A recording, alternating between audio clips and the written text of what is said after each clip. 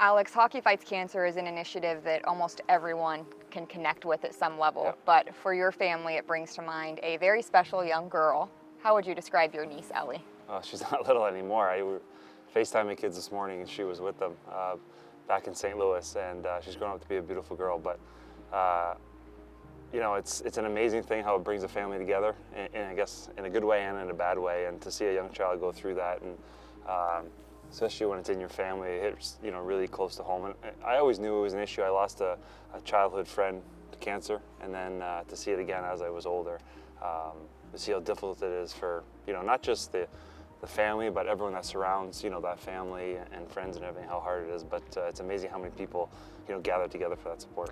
When she was 5, I think it was, she was diagnosed with a rare form of cancer. What do you remember about that time when she was diagnosed? Well, I think if you ask anybody in my family, including my wife, I think we can probably remember that day perfect in our head of when we found out. Something that was hard to believe. It started pretty much as nothing, and we weren't sure what was going on. They had brought her in for regular doctor visits. Then all of a sudden, we ended up finding she has cancer. So it was a really rough day. It was a rough start to a really long stretch, but we persevered with our faith, and here we are. When Ellie started undergoing treatment, you did something really cool. Can you tell us what you did when she started to lose her hair? Oh yeah, I shaved my head. In a sense, it was kind of nice. I wish I could shave my head again if my wife would let me.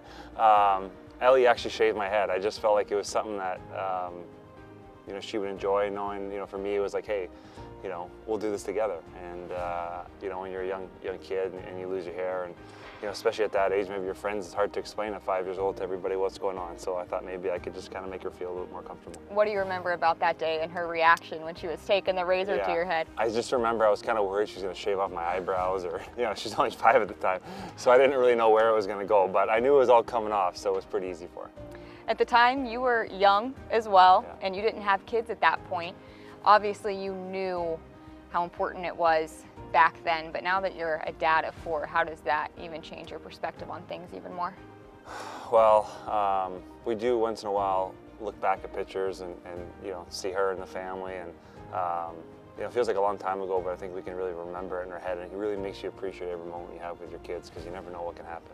And I think the one thing as a father now, and having a family that went through it, when we're talking about families that go through it, whether they're kids or they're adults, I mean, this is something that affects a family not just for the immediate, but also in the future. And Ellie had to get a surgery 4 or 5 years later to fix her feet so she could walk properly. And I tell you what, she's a tough girl. She persevered amazing, and like I said, she's grown up to be a beautiful girl. But this is a long thing that families go through. It's not once they get past it, all of a sudden it's gone. Well, it costs a lot of money to go through that stuff, and it's hard in the family.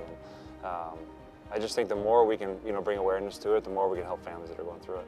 Now, you said she was with your kids right now. What is Ellie up to these days? I called them yesterday, and I heard, babysitting my kids, I guess, and I heard a bunch of giggling, and I didn't know what it was, and she had the Snapchat filter out, and they were all making funny faces. So it's really amazing how fast time flies. That it's a cycle now, and she's babysitting my kids, so it's pretty cool.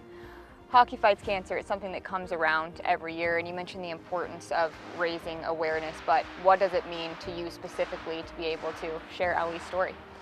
Well, it's my story, and my story is just a small part of it, right? And it's something that hit home to me, and I think if I can use this as a platform to kind of, like you said, raise awareness, it's a great thing. But I have 2 teammates that went through it, and they have a great story too. So I feel like more people are starting to talk about it, more people are starting to create awareness, and more people are starting to ask questions maybe if something isn't going right with their health. And hopefully the more we talk about this, the more hopefully money we raise, the more people work at, we can find a cure, because we all know at the end of the day that's the ultimate goal. Well, Alex, I really appreciate you taking the time, telling us all about Ellie's story, and most importantly, raising awareness for the cause. Thanks, Ashley. Yep.